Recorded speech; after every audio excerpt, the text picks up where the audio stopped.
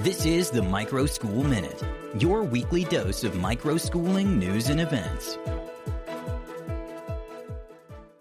In this week's edition of the Microschool Minute, the Wyoming Supreme Court overturned a lower court's injunction, allowing the state to launch its expansive universal school voucher program.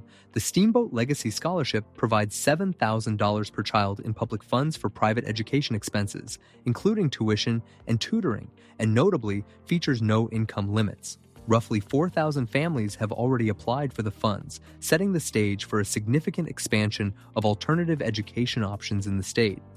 While state officials celebrate the ruling as a major victory for school choice and expanded academic freedom, public education advocates argue the program unconstitutionally diverts taxpayer money from public schools. Iowa Governor Kim Reynolds signed a sweeping education bill designed to rapidly expand the state's charter school network and significantly deregulate homeschooling. The legislation grants charter schools access to an estimated $1,200 more per student through new categorical funding streams and allows the University of Northern Iowa to authorize new charter campuses alongside the state board. Crucially, for the microschooling and alternative education movements, the law removes previous limits that restricted homeschool instructors to teaching only their own children plus up to 4 unrelated students. Instructors can now teach an unlimited number of students and charge tuition, paving the way for lightly regulated, private school-like environments. The bill also created a second enrollment window for the state's Education Savings Account program.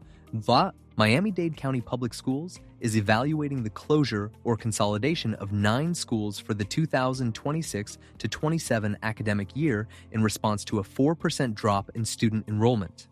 The district lost approximately 13,000 students between the 2024 to 25 and 2025 to 26 school years, a decline driven heavily by falling birth rates and a sharp decrease in immigrant newcomer students.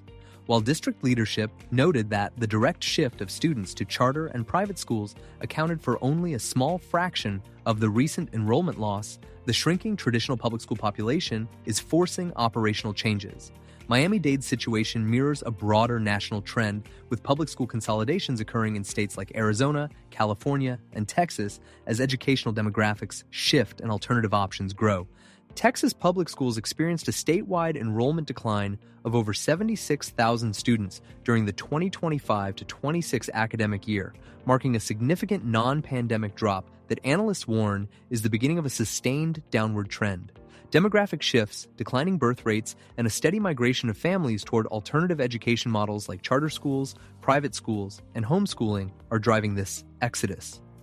Compounding the public school enrollment drop is the rollout of Texas's new $1 billion Education Savings Account program, which provides state funds directly to families for private education or homeschooling.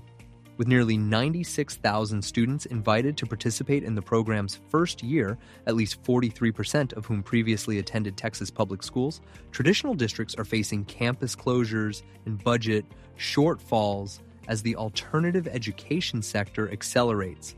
Louisiana's ambitious LA Gator Education Savings Account program is facing severe trust and participation issues following massive funding shortfalls. Despite nearly 40,000 families applying in the program's first year to customize their children's education through private school tuition and tutoring, state budget constraints meant only about 5,500 families, roughly 15% of approved applicants, actually received funding. This lack of financial follow-through, combined with a drastically shortened 2-week application window in 2026, caused application numbers to plummet to just 17,000 in the program's second year. School choice advocates warn that without sufficient state funding to meet the high demand for alternative schooling options, the program will fail to deliver on its promise of universal educational freedom, and parents will continue to lose confidence in the system. On the other hand, Louisiana became the second state to receive a federal education funding waiver from the U.S. Department of Education, allowing it to consolidate 4 distinct federal funding streams. State officials estimate this move will save $18 million in compliance costs over 4 years, freeing up funds to be redirected towards state priorities like math and reading instruction, high school improvements, and teacher professional development. However, equity advocates have raised concerns that blending these targeted funds, which traditionally support vulnerable groups like English language learners, could dilute resources and obscure accountability. While state leaders maintain they will still hold schools accountable for the performance of specific student demographics, the waiver represents a broader push toward giving states more localized control over educational administration. Instructure, the parent company of the widespread Canvas learning management system, appears to have paid a ransom to the cyber gang Shiny Hunters, following 2 major data breaches in late April and early May 2026. This second cyber attack within 8 days on the Canvas learning management system caused widespread disruptions for K-12 schools and universities nationwide.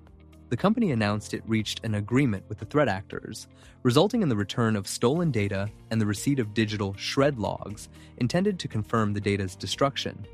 The breaches exposed the personal information of users across an estimated 9,000 schools worldwide. While Instructure aimed to give its education customers peace of mind, cybersecurity experts caution that there is no guarantee cybercriminals will actually delete the stolen data, highlighting severe vulnerabilities in the centralized technology platforms that schools heavily rely upon. Hackers exploited vulnerabilities in free-for-teacher accounts, prompting Instructure to temporarily shut down those features and leaving students and teachers unable to access grades, assignments, and essential course materials. The outage hit during final exam season, forcing many institutions to cancel tests or offer grace periods for late assignments. Some hackers even displayed ransom messages directly on users' Canvas dashboards. Critics point to the incident as a stark reminder of the risks associated with an over-reliance on centralized edtech infrastructure, arguing that schools need to reconsider their heavy technological dependencies to protect learning continuity and sensitive student data. High school seniors in the class of 2026 have achieved the highest free application for federal student aid, FAFSA, completion rate on record, hitting 54.7% by early May. This milestone represents a massive 7.4 percentage point increase over the class of 2024, which struggled with severe technical glitches, delays, and chaos during the initial rollout of the simplified FAFSA form.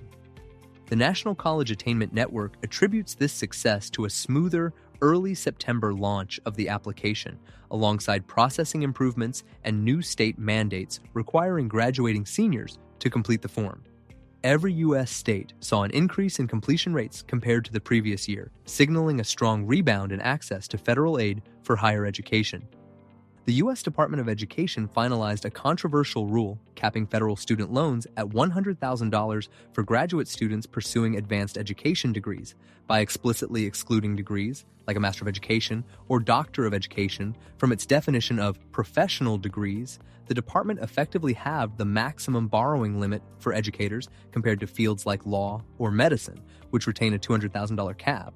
The department justified the decision by stating that advanced education degrees are not strict prerequisites for entering the teaching profession or obtaining initial licensure.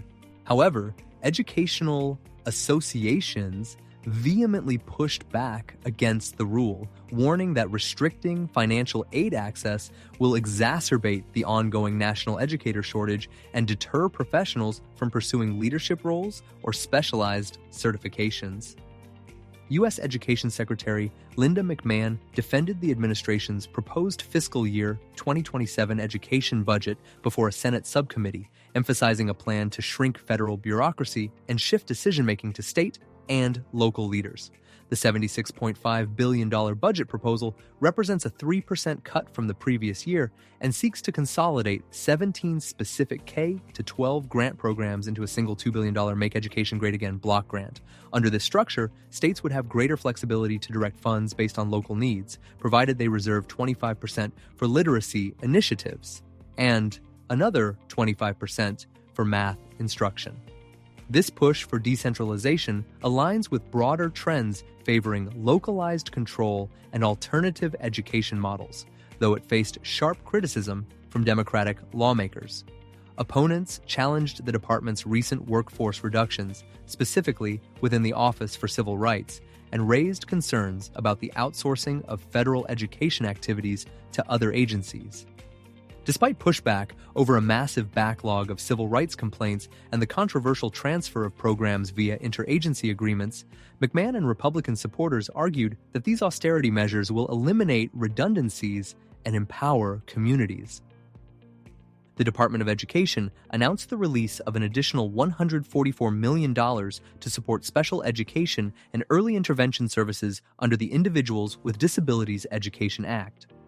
In a significant policy shift, new guidance allows states to utilize Part C early intervention funding to support expectant parents of children with disabilities before birth, providing them with early access to service planning and educational resources. The funds, derived from non-expiring allocations returned to the agency, will be distributed to states via formula grants, with the bulk directed toward Part B services for students ages 3 through 21. This funding injection comes at a critical time as the number of students qualifying for special education services reached approximately 8.2 million in 2024, a 12.6% increase since 2019. However, the expansion of state-level flexibility is juxtaposed against deep administrative cuts within the Federal Special Education Office, which saw about half of the agency's workforce laid off in the first 10 months of 2025. While the administration champions these moves as a way to empower states and reduce bureaucratic bloat, disability advocates and critics warn that the federal downsizing could compromise oversight and support for vulnerable students navigating both traditional and alternative educational pathways. Now, during a recent House Education and Workforce Committee hearing, U.S. Education Secretary Linda McMahon highlighted a forthcoming federal private school choice program that will directly impact alternative education models like microschooling. Slated to launch in January, the national initiative allows individual taxpayers to make charitable donations that fund K-12 educational services, including private school tuition and supplemental public school expenses such as tutoring. With nearly 30 states already indicating their intention to participate, McMahon framed the tax incentive program as a vital tool to empower parents to pull their children from failing schools and customize their education. Beyond school choice, the hearing heavily focused on the administration's aggressive efforts to downsize the Department of Education through budget cuts and interagency agreements. Thank you for tuning in to the Microschool Minute, your weekly review of microschooling news and events. Don't forget to like and subscribe, and if you'd like to support us, consider leaving a review. Until next week, happy microschooling.